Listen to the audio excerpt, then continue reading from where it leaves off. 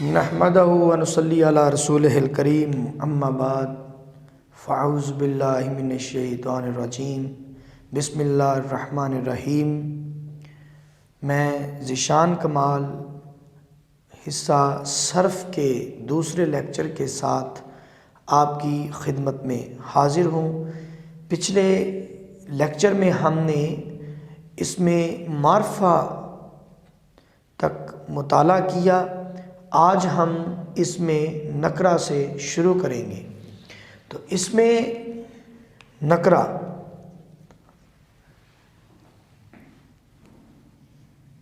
کیا ہے؟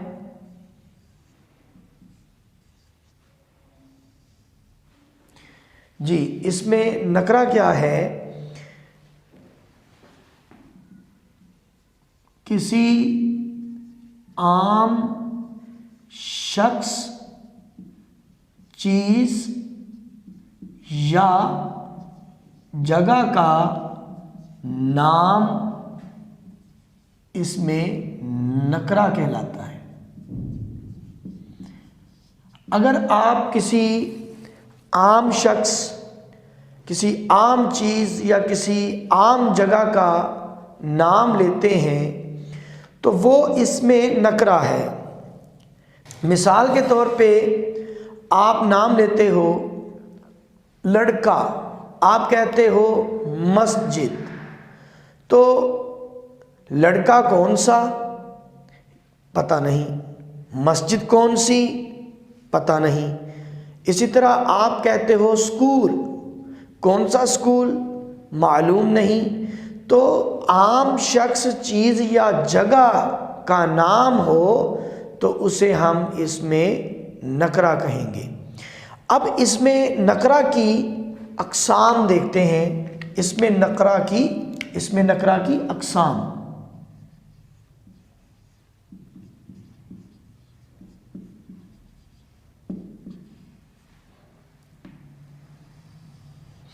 جی، اب ہم ڈسکس کرتے ہیں اس میں نکرہ کی اقسام۔ تو اس میں نکرہ کی اقسام میں سب سے پہلے اس میں اعلیٰ۔ سب سے پہلے ہم ڈسکس کرتے ہیں اس میں اعلیٰ کو۔ اس میں اعلیٰ کیا ہے؟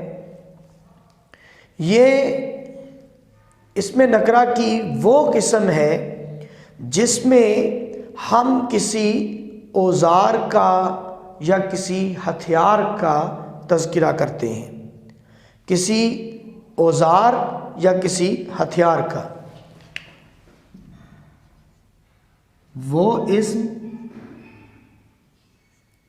جو کسی اوزار یا ہتھیار، وہ اسم جو کسی اوزار یا ہتھیار سے متعلق ہو۔ تو وہ اسم ہے جس کا تعلق ہے اوزار یا ہتھیار سے۔ اب ہم مثال اس کی دیتے ہیں۔ چاقو، چاقو ایک ہتھیار ہے۔ تلوار ایک ہتھیار ہے۔ کلاڑا ایک ہتھیار ہے۔ یا اسی طرح آپ نام لیتے ہو بندوق،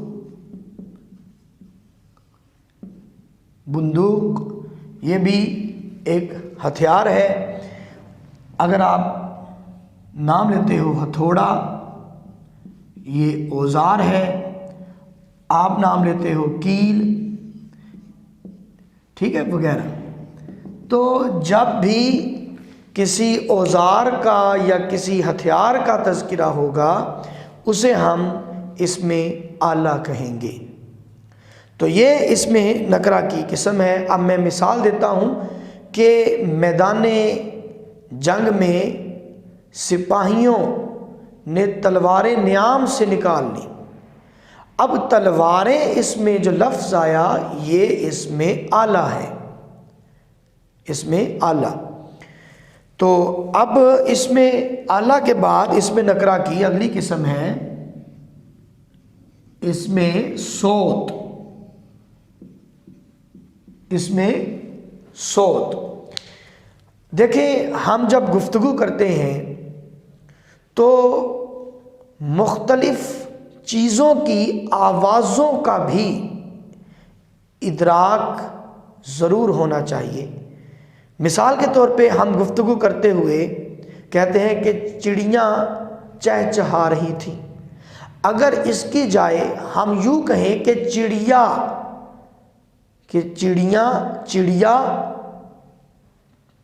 چوں چوں کر رہی تھی، بطخ کی قیں قیں کا شور سنائی دے رہا تھا، یا کوئل کی کو کو کی آواز سے روح میں سر اتر رہے تھے۔ تو اگر ایسی کوئی بھی ایسا لفظ ہم بولتے ہیں جس کا تعلق کسی جاندار یا بے جان چیز کی آواز سے ہے، اب یہ آوازیں مخصوص ہیں، ہر ایک چیز کی آواز مخصوص ہے، اس آواز کا، اس مخصوص آواز کا مطالعہ ہم اس میں صوت میں کرتے ہیں۔ مثال کے طور پہ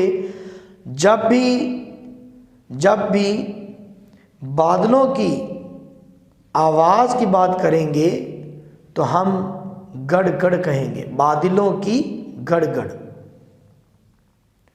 اور جب ہم نئے بوٹ پہن کے چلنے والے شخص کے بوٹوں سے آنے والی آواز کا تذکرہ کریں گے تو ہم کہیں گے چرر چرر۔ ہم جب یکے کی آواز کی بات کریں گے تو چرخ چوں کرتے ہوئے یکے۔ جب ہم بلی کی آواز کی بات کریں گے تو میاؤں میاؤں۔ تو اس طرح ہر چیز کی مختلف آوازیں مخصوص ہیں، تو جب ان کی آوازوں کا تذکرہ کیا جائے گا تو اسے ہم کہیں گے اس میں صوت۔ ٹھیک ہے،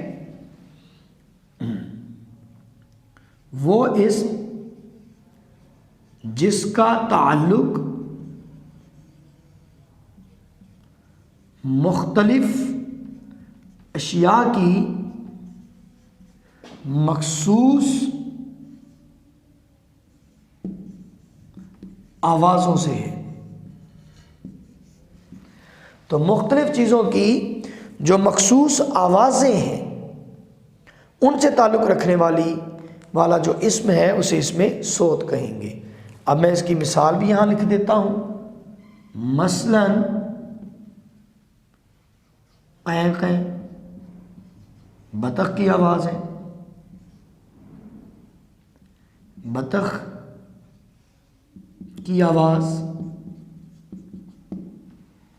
جیسے ٹیں ٹیں، طوطے کی آواز ہے،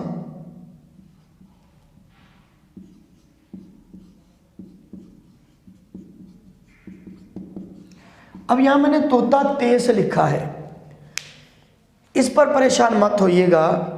طوطا عموماً توئے واو توئے الف سے لکھا جاتا ہے، لیکن طوطا ہندی زبان کا لفظ ہے اور یہ تے سے ہے۔ طوطا تے واو تے الف، یہ صحیح لفظ ہے، تے واو تے الف، یہ صحیح طوطا تے سے ہوتا ہے۔ اچھا، اب آتے ہیں اس میں صوت کے بعد اس میں مصغر، اس میں مصغر یا اس میں مکبر۔ اس میں مصغر یا اس میں مکبر، دیکھیں گفتگو کرتے ہوئے ہم ایک چیز کو بہت چھوٹا بنا کر پیش کرتے ہیں، کسی چیز کو بہت بڑا بنا کر، تو اس کے لیے مخصوص الفاظ ہوتے ہیں۔ جب آپ ایک چیز کو چھوٹا بناتے ہو تو اس کے لیے ایک مخصوص لفظ ہے، اور جب کسی چیز کو بڑا بنا کر پیش کرتے ہو تو اس کے لیے بھی ایک مخصوص لفظ ہے۔ تو یہ جو لفظ ہیں ان کو اس میں مصغر یا مکبر کہتے ہیں۔ وہ اسم جو किसी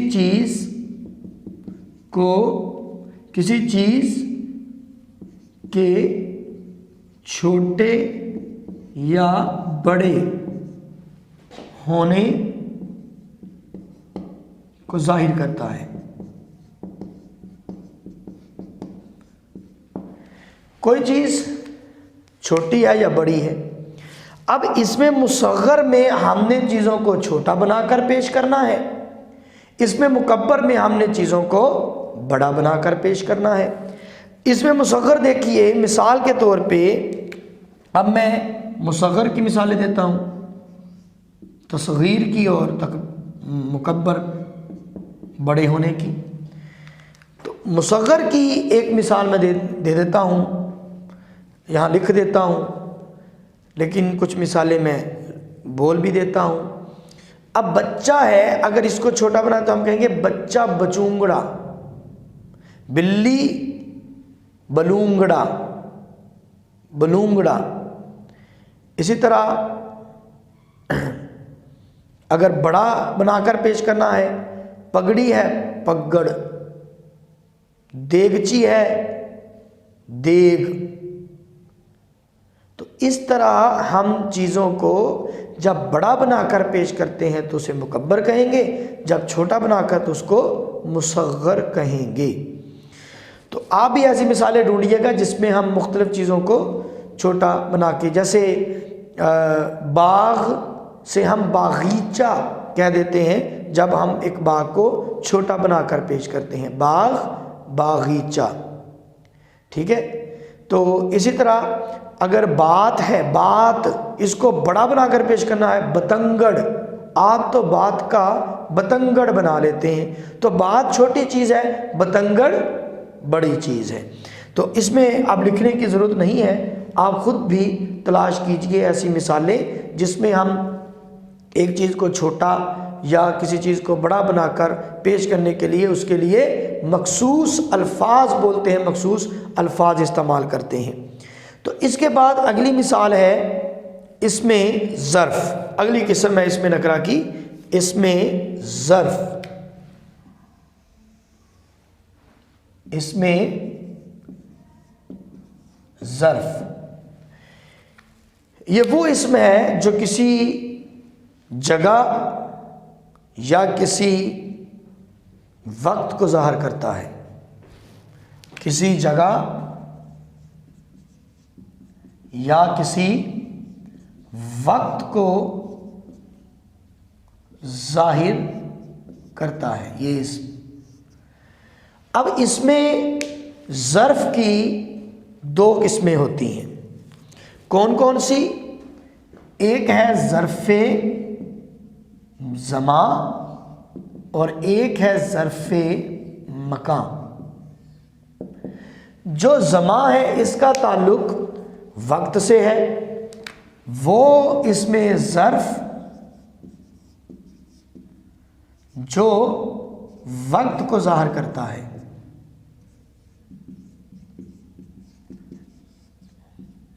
मसलन सुबह, शाम, रात, माह, साल वगैरह। और ज़र्फ़े मकान ये वो इसम है जो किसी मुकाम को ज़ाहिर करता है, जगह को ज़ाहिर करता है, मसलन घर, स्कूल, मस्जिद वगैरह। तो ये इसमें नकरा और इसमें नकरा की किस्में जो आज हमने डिस्कस की। इसके अलावा आज हम इसम की किस्में बनावट के एतबार से पढ़ते हैं। तो इसमें इसम की किस्में अभी हमने पढ़ी इस्तेमाल के लिहाज से, अब हम पढ़ेंगे बनावट के लिहाज से। अब हम इसम की किस्में पढ़ेंगे बनावट के एतबार से। इससे पहले हमने इसम की किस्में पढ़ी इस्तेमाल के एतबार से, अब हम इसम की किस्में पढ़ेंगे बनावट के एतबार से। तो बनावट के एतबार से इसम की तीन किस्में होती हैं। कौन कौन सी? سب سے پہلے اسم جامد، اور دوسری قسم ہوتی ہے اسم مصدر، اسم مصدر، تیسری قسم ہے اسم مشتق۔ تو اب اسم جامد کیا ہے؟ لفظ سے ہی ظاہر ہے، جامد مطلب جمود والا، یعنی وہ اسم ہے چونکہ بناوٹ کے لحاظ سے ہے تو غور کیجئے گا، جامد کس سے بنا اور اس سے کون بنتا ہے، اس سے کیا بنتا ہے؟ اسم جامد وہ اسم جو خود کسی اسم سے بنا، نہ اس سے کوئی دوسرا اسم بنتا ہے، یہ خود کسی اسم سے نہیں نکلا اور اس سے آگے کوئی اسم یا کوئی فعل نہیں نکلتا، جامد ہے۔ جیسے اینٹ، پتھر، خشت وغیرہ، کرسی، میز، قلم، دوات، یہ بناوٹ کے لحاظ سے اس میں جامد ہیں کیونکہ اس سے آگے کوئی اسم نہیں نکلے گا اور یہ خود بھی کسی اسم سے نہیں نکلے۔ اس میں مصدر وہ اسم جو خود تو کسی اسم سے نہیں نکلا مگر اس سے دوسرے اسم اور فعل نکلتے ہیں، اس سے دوسرے اسم اور فعل نکلتے ہیں۔ جیسے لکھنا مصدر ہے اور اس سے نکلا لکھنے والا، لکھا ہوا، لکھتا ہوا وغیرہ۔ اب دیکھیں خود تو کسی اسم سے نہیں نکلا مگر اس سے دوسرے اسم بھی نکلتے ہیں اور فعل بھی نکلتے ہیں۔ تو مصدر کی ایک پہچان ہے، اردو میں مصدر کی پہچان یہ ہے، اردو میں عموماً مصادر کے آخر میں نا آتا ہے، جیسے لکھنا، پڑھنا، جانا، آنا، پیسنا وغیرہ۔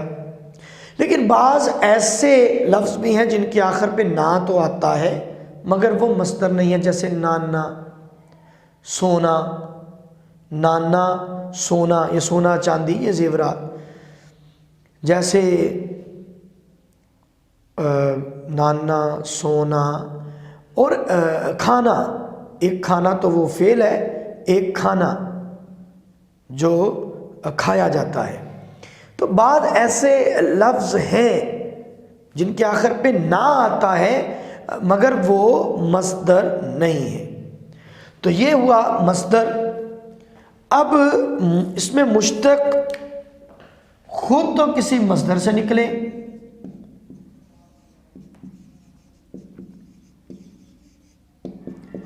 مگر اس سے کوئی اسم یا فعل نہیں بنتا، یہ خود تو کسی مصدر سے نکلتا ہے مگر اس سے کوئی اسم یا فعل آگے نہیں بنتا۔ مثلا اب لکھنا مصدر سے لکھنے والا تو بن گیا لیکن اس سے آگے کوئی اسم یا فعل نہیں نکلے گا۔ جیسے اسم مصدر سے لکھا ہوا تو بن گیا لیکن اس سے آگے کوئی اسم یا فعل نہیں نکلے گا۔ جیسے پڑھنا سے پڑھنے والا تو نکلا، پڑھائی نکلا، پڑھا ہوا نکلا، یہ سارے اسم مشتق ہیں لیکن اس سے آگے پھر کوئی اسم نہیں نکلتا۔ اس سے آگے اگر آپ کوئی اسم بنانا چاہیں، کوئی فعل بنانا چاہیں تو نہیں بن سکتا، تو یہ اسم مشتق ہے۔ تو آج کے لیکچر کے لیے یہاں تک، کل اگلے لیکچر میں انشاءاللہ اس میں مشتق کی ہم قسمیں پڑھیں گے۔ آج کا لیکچر یہیں پہ ختم ہوتا ہے۔ اللہ تعالی حامی ناصر، خدا حافظ۔